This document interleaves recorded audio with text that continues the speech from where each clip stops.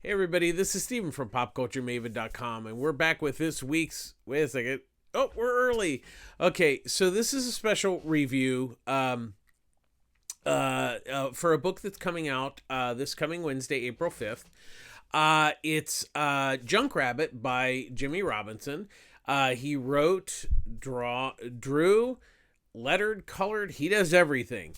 Now, before I get to the review, I do want to preface this that Jimmy's a friend of mine and actually a fellow Eisner judge. We were both judges for San Diego Comic Con Eisner Awards for 2019, and that's really where I met Jimmy.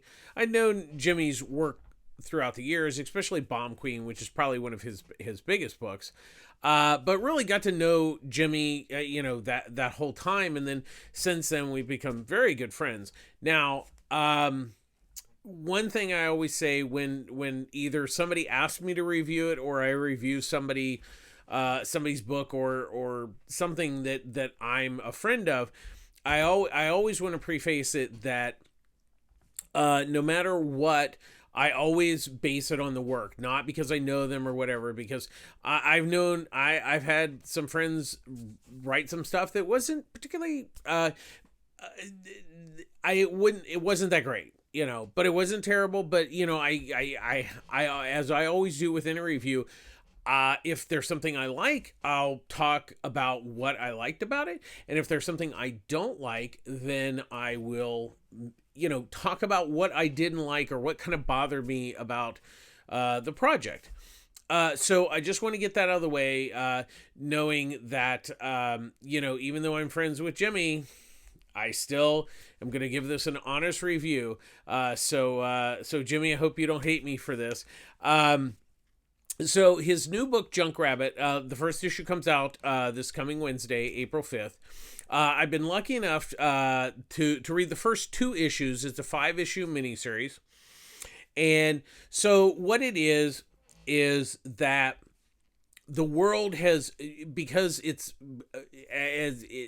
become so consumer oriented that we just keep consuming and consuming. And yet there's all the packaging and the waste that comes from consumerism. And so what Jimmy has done here is set it in a post-apocalyptic format, and all this trash is piled up. So the rich people have gone, they live in outer space or they live on the moon. And then so there's kind of like, I guess you could say, maybe the middle class live in domes where everything, they still consume stuff and then they just throw their trash out the dome. And so then there's poor and homeless people who are left with just living in trash. So what they have to do is they have to survive in the trash. And also it's kind of toxic out there where they're used to, they can live there because they're kind of used to the toxicity. But the people who live in the dome, if they come out, they have to wear, a mask, to breathe, so they don't get diseases and the toxic material in them. And so that's the basic setup. So he refers to it as the waste age, which is kind of interesting. So how it starts off is that there is like a YouTuber type thing, and it's Donald Masters, and he's out in the wasteland. He threw a jacket away, but I found the button, so I should find the jacket. So he kind of does these things. He goes out into the wasteland, and so while he's out there, he gets attacked and killed by Junkrabbit. And so we find out that his father, Donald Masters, is kind of like, kind of the president. He runs the dome and everything. And so what we find out is, obviously he wants to find out his son's killer, but he also is kind of glad he's dead, because he's like, well, he just wasn't going to be able to take over things. So then he gets Detective Omiya, Omina, sorry, to, you know, kind of help solve the case and everything, and go find out about, because there's this mythology about this junk rabbit who's been around. And so the really main characters are Sylve, Ashleen, and Lance. And so Sylve and Ashleen are sisters, and Lance is like their best friend, and Ashleen and Lance are kind of boyfriend girlfriend. So that creates a little friction between them. And then also within the story, so there's kind of other people that they meet along the way. But the other thing is, there's like this religious, I guess you could say, cult or some sort of religious thing of rabbit worshippers. And so they built this kind of church around, you know, the mythology of Junk Rabbit. So what it is Detective Omina goes in with the police. The police, you know, kind of like start trying to beat the information out of people.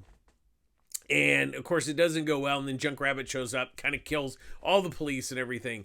So this is kind of the setup. And then the second issue really kind of, you know, builds up on, you know, from the first issue, kind of builds on that story and moves it forward. Now, with that all being said and getting that out of the way, I have to say, I really did like this, and it's not because I like Jimmy. What's interesting about it, because, you know, once again, we're seeing a lot of post-apocalyptic comics, but what I like what Jimmy has done here is really give it a really neat spin. And also, you know, there's the social commentary, which he's really good at. He does a lot of that with Bomb Queen. You know, there's like social commentary, there's commentaries on general in comics, you know, because you know, she's a big breasted woman, but she just like kills people left and right. But what he's done here is really quite fascinating, because you have this kind of Junk Rabbit who's a real character. We don't quite know. I mean, I'm not going to spoil it. There are ideas of who it might be, but I think it could be not who you think it is. Because you know, I think Jimmy may be throwing you off, but we'll see where, you know, because we are going to find out who is the current Junk Rabbit. I think that's the best way to describe it, because it sounds like this character's has been, you know, this has been around for a while, and I think there's different people that have been Junk Rabbit through the years. Now, I could be wrong on that, but that's my guess on the future storyline. But we don't know who the current one is. But what I really love that what Jimmy did very well is, you know, first of all, you know, your first issue has a lot of exposition, but he moved it along really well. But the really big key in what I liked about this book was that he took the time to introduce the main characters of the story.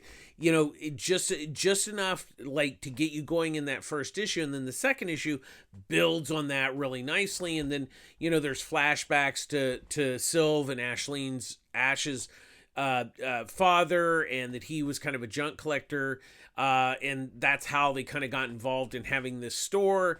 You know, because what it is people barter and they sell stuff to like get stuff that they need, like food or other things. It's really quite fascinating. And another thing that I really appreciate that Jimmy has done here is really put a ton of detail in this book. I mean, the backgrounds are, you know, a lot of times are really insane. The other thing is when the police in their kind of super suits, they have like corporate logos, like the police are sponsored by corporations, which is really kind of, you know, it's sad and hilarious all at once. And once again, we go back to that biting social commentary that Jimmy's really good at. Like I said, I really, you know, the first issue is a good setup, and you'll see that coming out this Wednesday. But, you know, since I've read the second issue, it really does a nice job of building on that first issue, which is what you always want in a second issue. So it'll be really interesting to see where Jimmy takes this in the next 3 issues, or I should say 4 issues after the first one comes out this Wednesday. Once again, I'm really I'm really impressed visually with what Jimmy has done. I think, you know, I like his stuff on Bomb Queen, but this is really taking it to like the next level because of like the detail of like the junk pile and also the characters and stuff. Because a lot of times in the, you know, especially the first issue, there's a lot of people just standing around talking. So once again, you have to visually be able to like pull that off, and Jimmy does that really well here. I'm like I said, I'm very impressed with what he's done. I think the book is well worth checking out. I really enjoyed it. You know, once again, the story I think is really interesting. The art's really, really nice.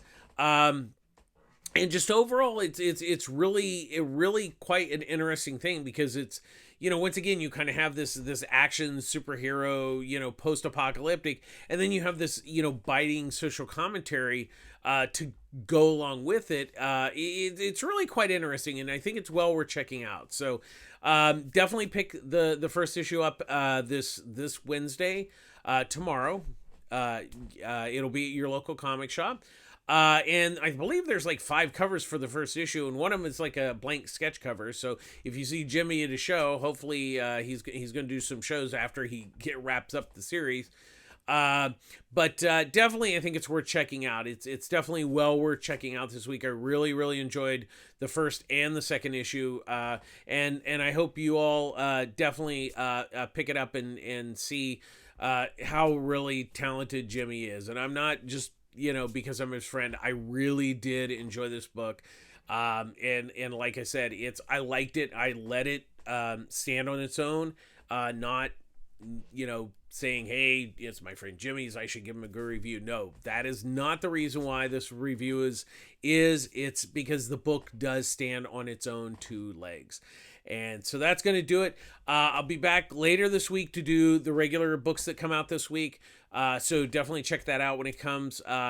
And just make sure you like and subscribe to our YouTube channel. And thanks for watching. And please like and share. And this is Steven from PopCultureMaven.com signing off. Take care of yourselves. Bye-bye.